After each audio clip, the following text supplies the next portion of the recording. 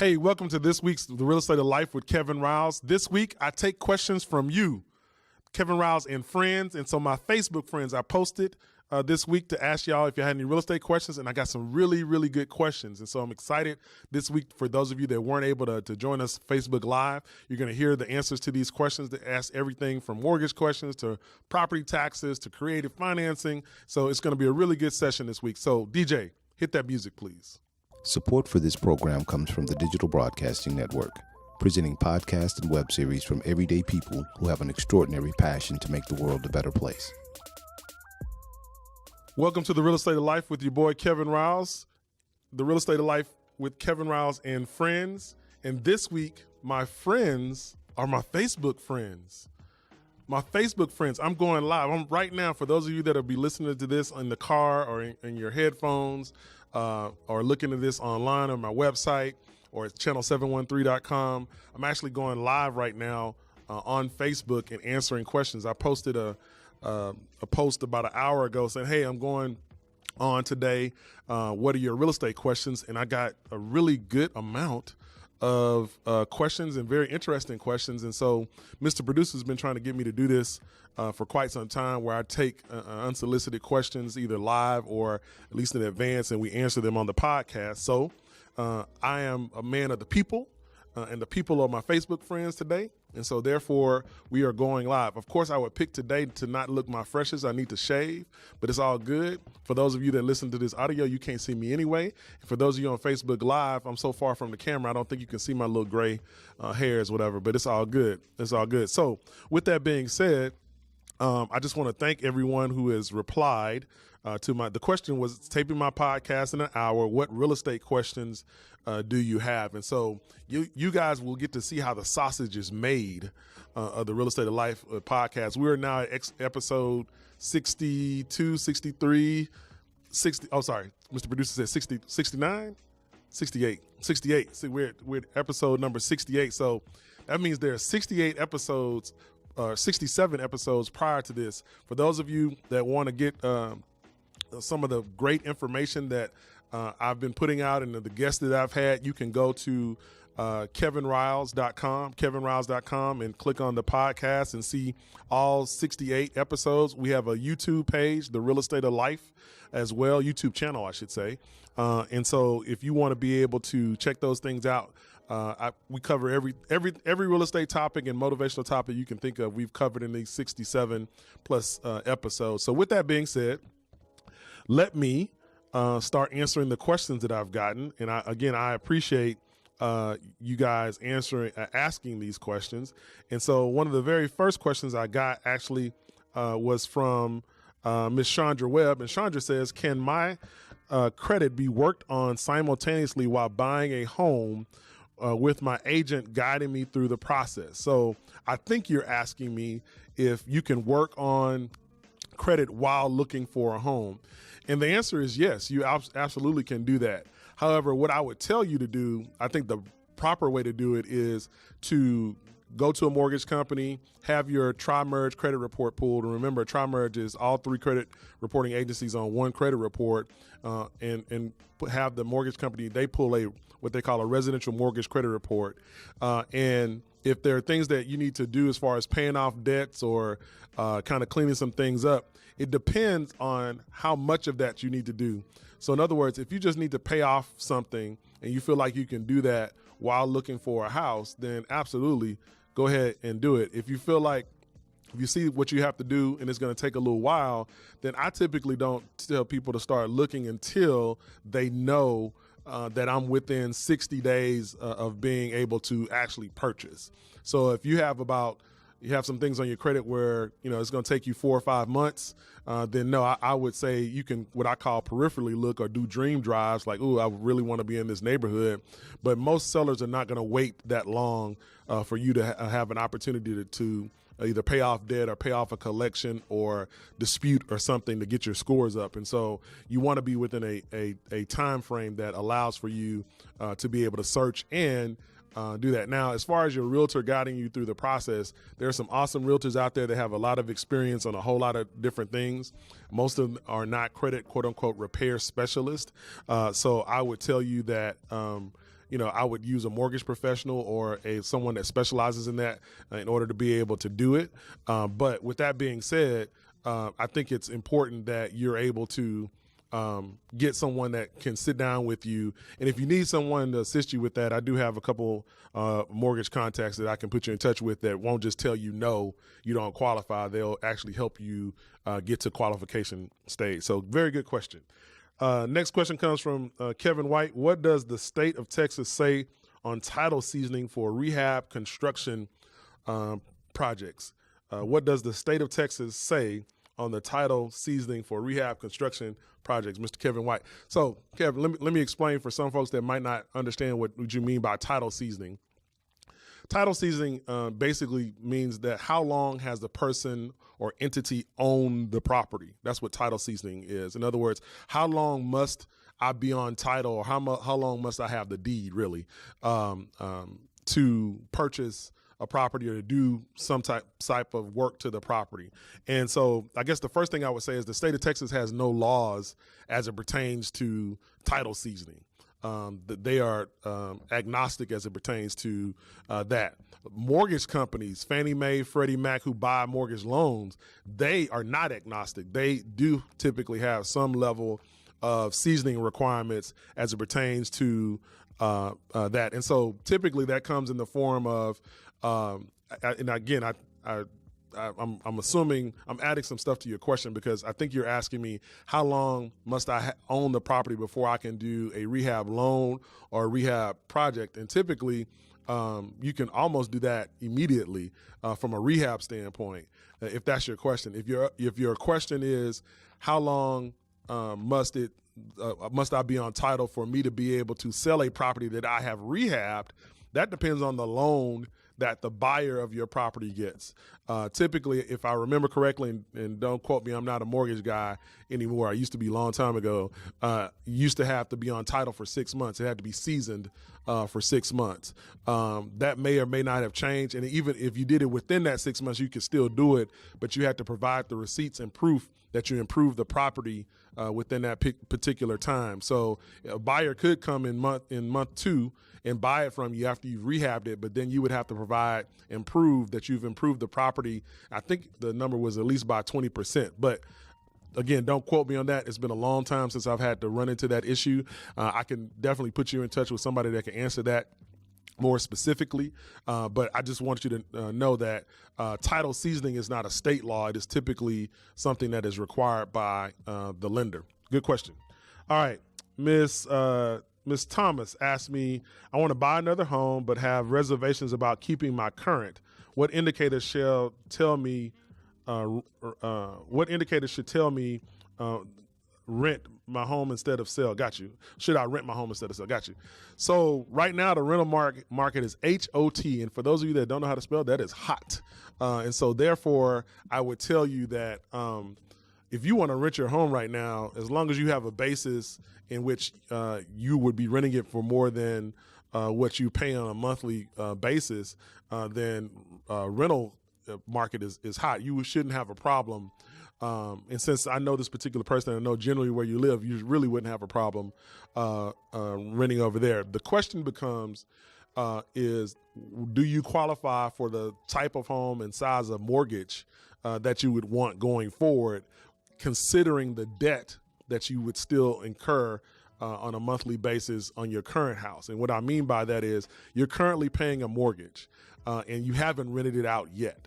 And so because you haven't rented it out yet, the lender is going to, when they look at your debt to income ratio to determine whether you how much you will qualify for on your new home, they're going to count that debt against you because you haven't rented it out yet. Now, you can tell them my plan is to rent it out, but since you haven't done it yet, they count that entire debt. For those of you that might have a home and you have rented it out, then typically the lender will give you 75% credit for the rental amount. So in other words, if you rented it out for $1,000 a month, the lender's going to give you credit for the income of $750,000. And if that negates your note, then great. If it doesn't negate your note, then it would reduce your note from a debt to income standpoint by that amount. But typically, and then don't quote me on this again, it's been a minute, you have to have rented it out for a year, or at least filed a Schedule E as an Edward to negate that debt. And so with that being said, it's just something that you need to consider. So if you can go forward and purchase a home with the current debt that you currently have, then by all means, renting a property, that turns that property into a rental property, an investment in a wealth builder. So I always tell people that you can do that. All right.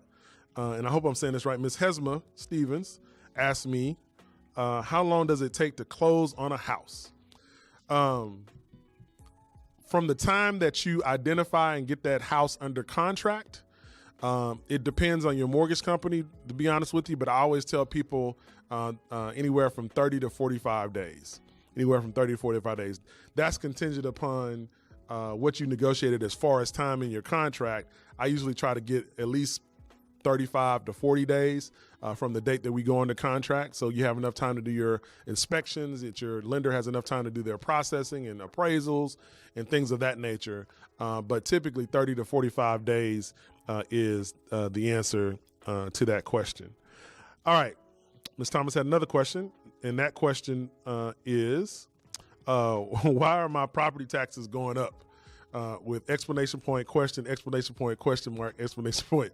So why are your property taxes going up? So the only way your property taxes go up in the state of Texas is if your tax rate goes up or the value of your property goes up, right?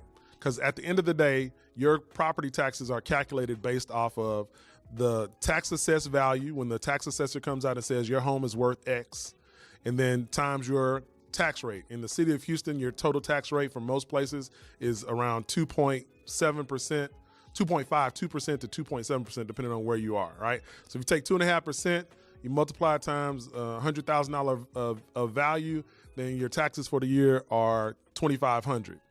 Each year, the tax assessor goes out and looks and to see if your property value has gone up. If properties in your neighborhood are selling for more than they sold last year, and this is an exaggerated amount, but if your property are now selling for $200,000 in your neighborhood and they were selling for $100,000 last year, then your tax rate hadn't changed, but your value has gone up. So if your value gone up is multiplication, 200,000 is now times 2.5%. So now instead of 2,500, your taxes are 5,000.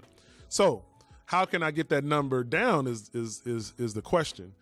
So there are a couple of ways to be able to do that, but most importantly, and it surprises me how many people still don't know this, and I think we need to do a better job as professionals, real estate professionals, educating people about this. We talk about it a lot of times at closing, but we never follow up. And that is, Texas is a homestead state, meaning that you have homestead rights in the state of Texas that go back to the beginning of the founding of our republic as far as Texas. And those homestead mean that if you identify that property as your homestead, in other words, this is where my primary residence, then that gives you redemptive rights. If you're foreclosed on, you have rights to reclaim that property, right? And so that goes back to the founding of our republic.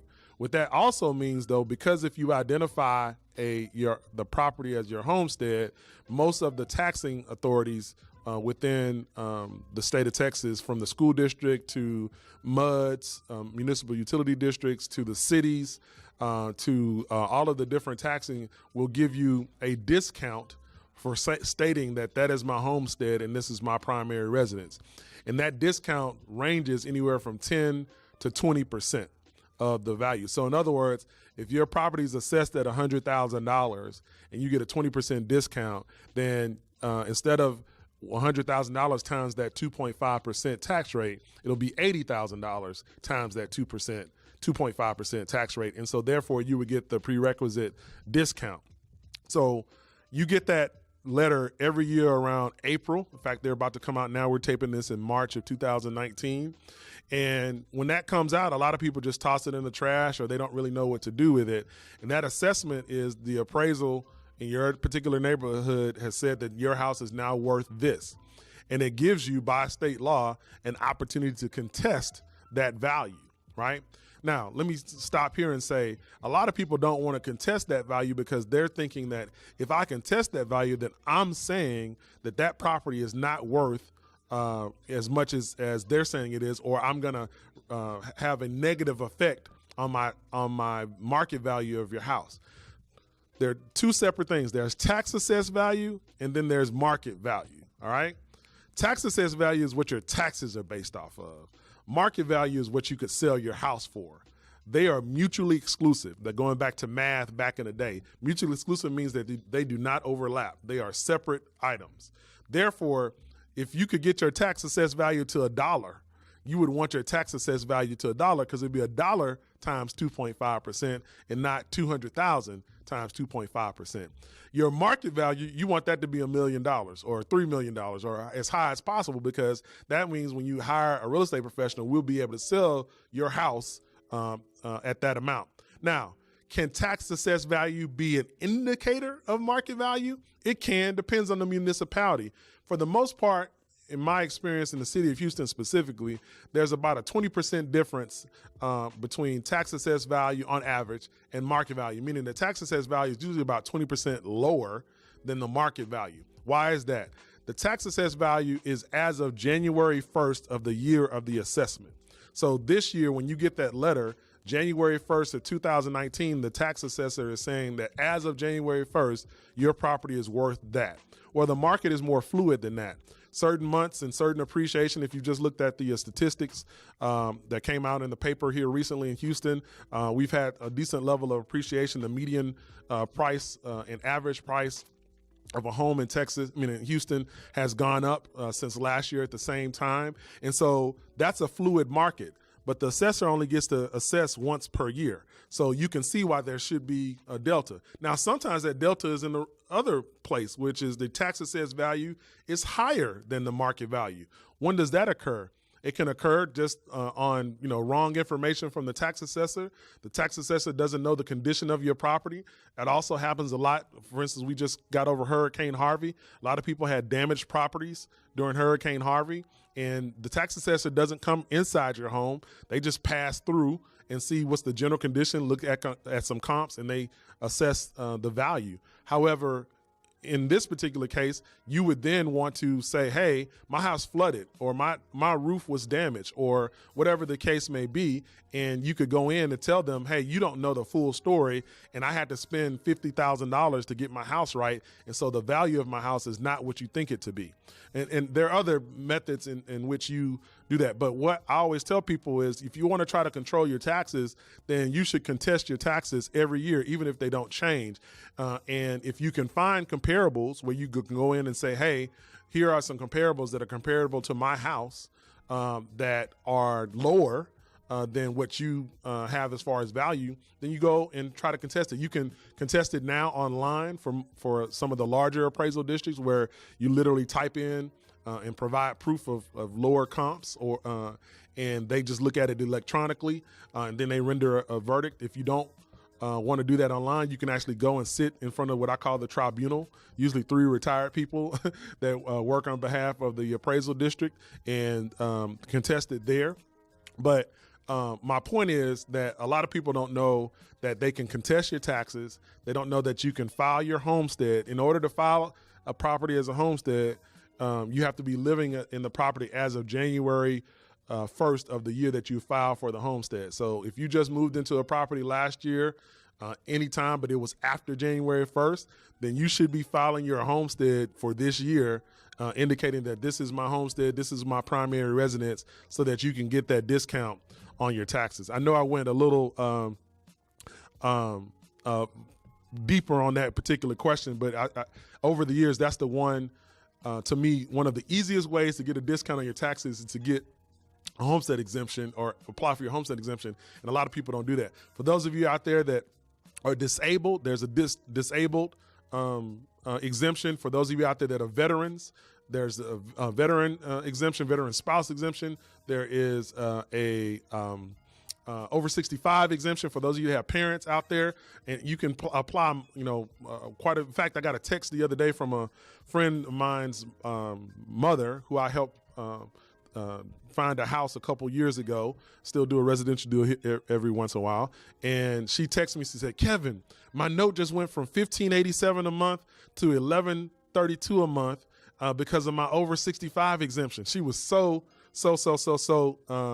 happy. And so, therefore, I would tell you that, it's worth it. I mean, that's $400 a month. That's $400 a month. And so I just would tell you that it's worth looking into the exemptions. All right. Mr. Dave, the mortgage guy, just told me that these are great questions. I appreciate you, brother. Dave, your mortgage guy, I want to be, because he trademarked that. Dave, your mortgage guy, just told me that these are great questions. I agree with you.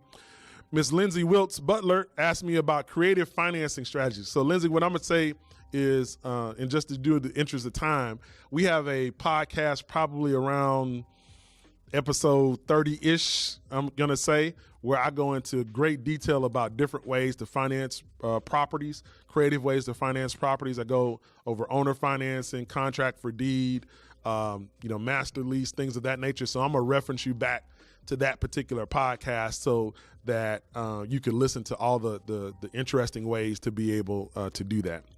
All right. So Andre says, at first he said, I don't have a question, but he thinks this is cool. Then he says, oh yeah, I do have a question. He said, is it a renter's market or a buyer's market now?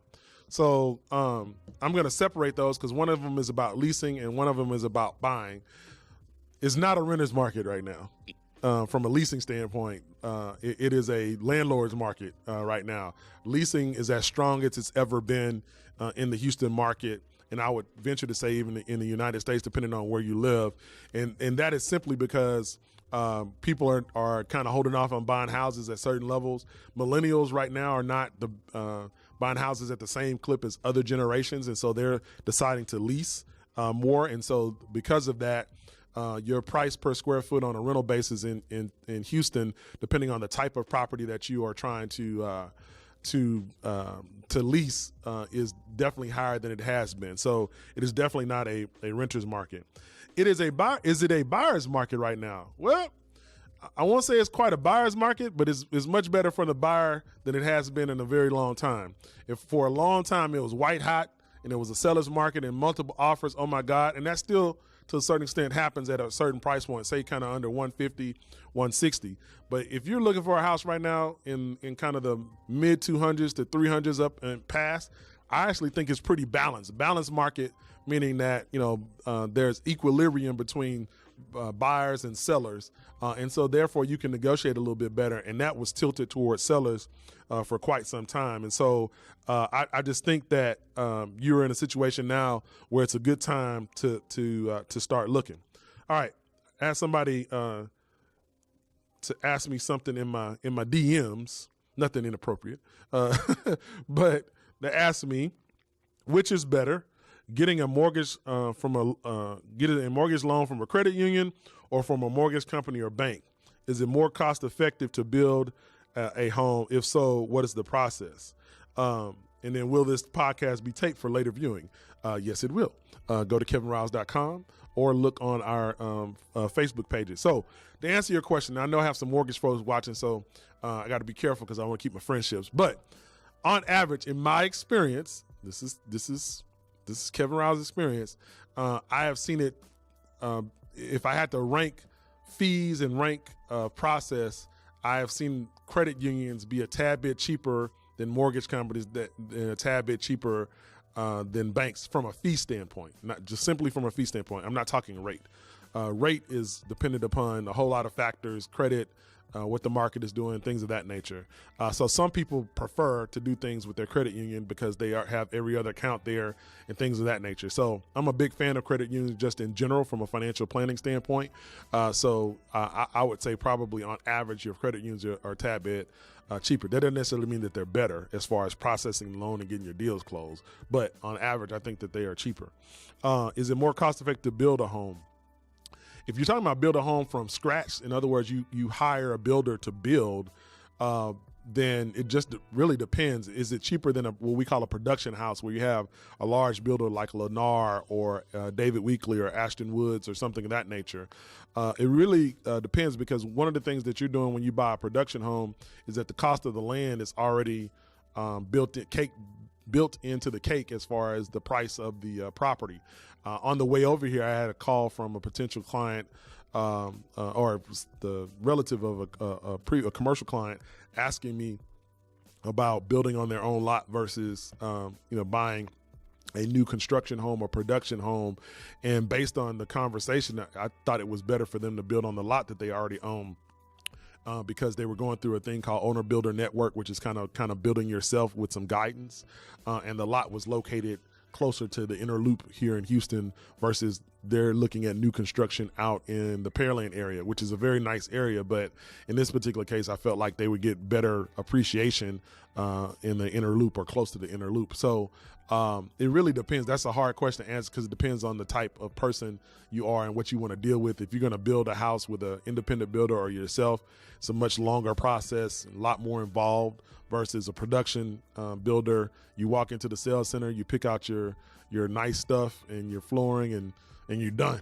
So efficiency wise, production builder is definitely. And I always tell people that the best deals you get on buying production building. So again, going into a neighborhood is being the first person in the neighborhood, the last person in the neighborhood, or buying an inventory house that's been sitting there for a long time. That's the way you kind of will and deal and get better deals on new construction for a production.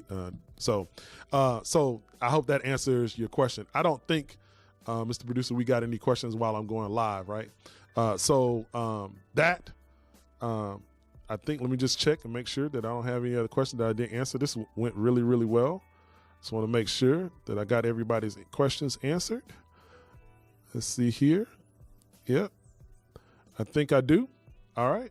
I got everybody's questions answered, and I think I did that within our allotted time because, his producer, he'd be tripping about that time. He'd be giving me 5, 4, hurry up, all kind of stuff. But, again, y'all get to see how the sausage is made. And I'm saying sausage. I know that that's real ethnic, the way I'm saying sausage, but, I'm trying to be that for comedic effect. I guess it's not a joke if you have to tell people it's a joke. I posted something on Facebook yesterday about my I got some TVs in my office, and I spelled some things incorrectly on purpose, but I felt the need to let people know that I did that on purpose. What this has to do with my podcast today, I don't know. I just felt like I needed to tell y'all that. So with that being said, we plan to do this once a month. I was told by Mr. Producer that we're going to start doing this on the end of every month, where I'll ask for questions or maybe specific types of questions on a specific subject, and then we'll go live at Facebook, maybe even Facebook, Instagram, and some other stuff. He got a whole new setup. He all excited about it. Came in today. He telling me, this is what I do. Let me do what I do. And okay, man, I just get in front of the mic. That's why I hired Mr. Producer, channel713.com. You know what I'm saying? The Digital Broadcasting Network.com. Go check him out. You want to do a podcast? People always say, how do you do a podcast? I say, call Mr. Producer, channel713.com. That's what I do. All right. And I'm sure he's going to have channel 713 somewhere on the screen when the final thing come out. So you know how to get in touch with Mr. Producer. Shout out to Mr. Producer. All right. So with that being said, that this week, I answered your question. We have some exciting things coming up in the next couple of weeks. I enjoy this. This is one of the things that I just really enjoy, and I hope that you are enjoying it as well. So I ask you to do 3 things. Please subscribe. That's not the 3 things. I just said it 3 times. Please subscribe. Please share this with your friends if there's a subject, or whether it's a subject you like or not like, but a lot of people like the information. And please comment. So for those of you that listen on Google Play, for those of you that listen on Apple iTunes, please comment and rate. That really helps our positioning. Our goal is to increase our downloads 3-fold this year. And so I'm asking for your help, humbly asking for your help to do that. And as always, if you need to reach me, you can reach me at the office at 281-403-3700, 281-403-3700, and of course, Kevin at kevinriles.com. I will see you guys next week. Hey, thanks for listening as always. Do you have questions about any of the topics I'm talking about? If you have questions, let me know. Email me at kevin@kevinriles.com. Again, that's kevin@kevinriles.com. I'm going to do a podcast just on the questions that you guys are sending me. So feel free to send them to me. Again, that's kevin@kevinriles.com.